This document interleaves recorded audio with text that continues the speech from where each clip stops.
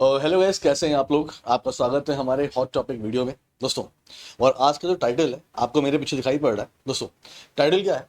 Reserve Bank of India sets guidelines for the panel charges on the loan default. दोस्तों, ये थोड़ा सा topic ऐसा है जो आपको समझना पड़ेगा दोस्तों। तो मैं थोड़ा सा बैकग्राउंड आपको समझा दे रहा हूँ। टॉपिक क्या है दोस्तों, देखिए दोस्तों, रिजर्व बैंक ऑफ इंडिया के माध्यम से एक खबर आ रही है कि रिजर्व बैंक ऑफ इंडिया ने ऐसे लोग जो कि अपने लोन को डिफॉल्ट कर देते हैं या कई टाइम पर अपना ईएमआई पे नहीं करते हैं, तो उन पर क्या पेनाल्टी लगनी चाहिए या क्या चार्जेस होने चाहिए, हम उस पर बात करने वाले हैं।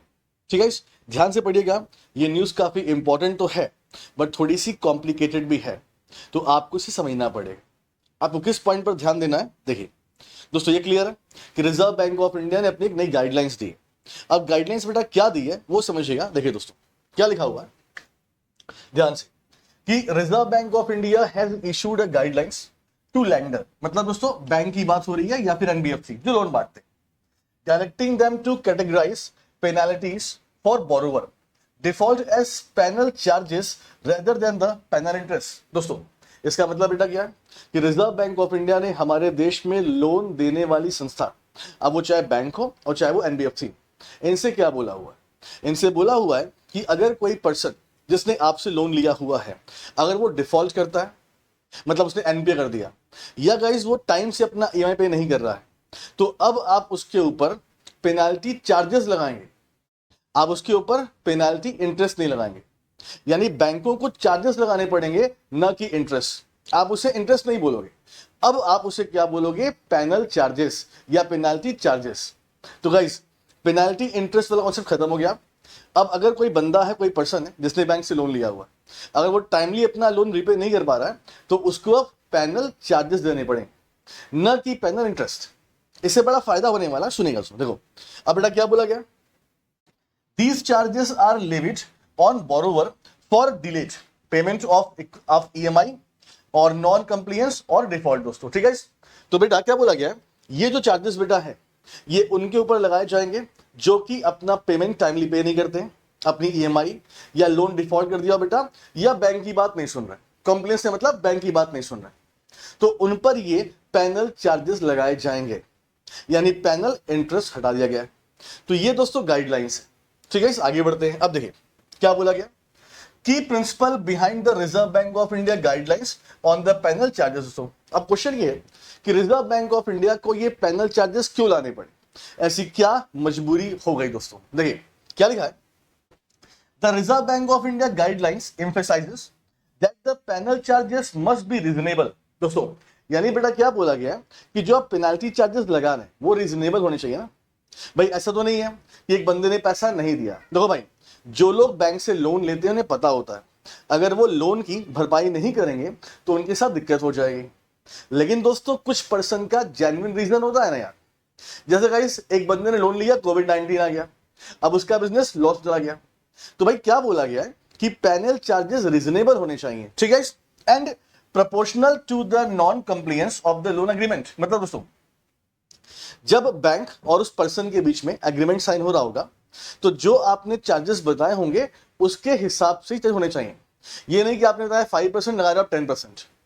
ठीक है, इसका मतलब सुन।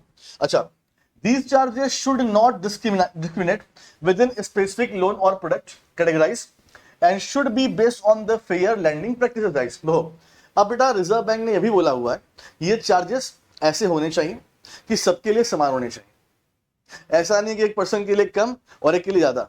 और दोस्तों, ये चार्जेस हर तरह के लोन के लिए बराबर होने चाहिए।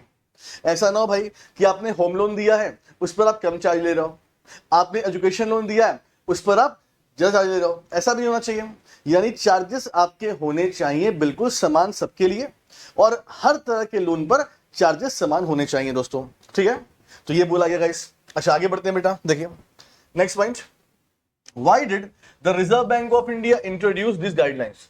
यानी रिजर्व बैंक ऑफ इंडिया ने ये गाइडलाइंस क्यों इंट्रोड्यूस की है। देखिए दोस्तों क्या बोला गया, reserve Bank of India introduce this guidelines after discovering that the some lending institution were imposing panel interest rate on top of the regular interest rate for the loan default। दोस्तों, इसका मतलब रिजर्व बैंक ऑफ इंडिया ने पाया कि हमारे देश में कुछ बैंक या कुछ नॉन बैंकिंग फाइनेंशियल कंपनी ये दोस्तों किसी पर्सन के लोन डिफॉल्ट होने पर उनसे अपना सबसे ज्यादा ब्याज चार्ज कर रही थी दोस्तों। जैसे फॉर एग्जांपल दोस्तों, अगर हम नॉर्मल केस में देखें, बैंकों में सबसे महंगा लोन होता है बेटा या तो पर्सनल लोन या तो ओवरड्राफ्ट, करीब 12%।